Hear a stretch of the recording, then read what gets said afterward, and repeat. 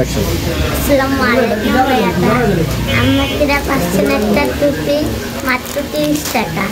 আমার এটার কেনার মূল্য মাত্র 15 টাকা। আমি 15 টাকা লাভ করতেছি, আজকে একটু বেশি লাভ করতেছি। আগে আমি 20 টাকা বেচতাম, 5 টাকা লাভ করতাম।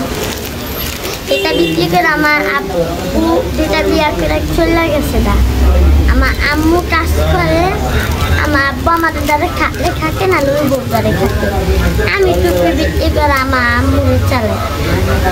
আমি এটি বিক্রি করে আমার আম্মুর জন্য, আমি আমার ঘর ভাড়া চালানোর জন্য এটি বিক্রি করতেছি।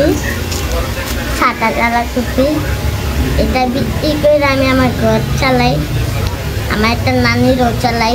আমার একটা বড় ভাই আছে, সে কাজ করে, সে কিছু করে না, সে কোনো কাজ কাম করে না, কিন্তু আজকে কাজে আসছে নতুন।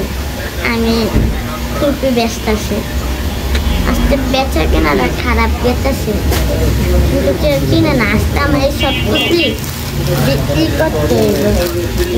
ভাইয়াটা আমার দ্বারা অনেক টুপি, মানে 1500-2000 টাকার মাল আছে।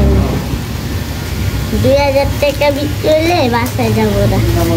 200 টাকা বিক্রি করছে, আরো মাত্র 1800 টাকার মাল আছে। আমি এদিকে বুঝছি, তারপরে একটা ভিডিও বানাইলাম।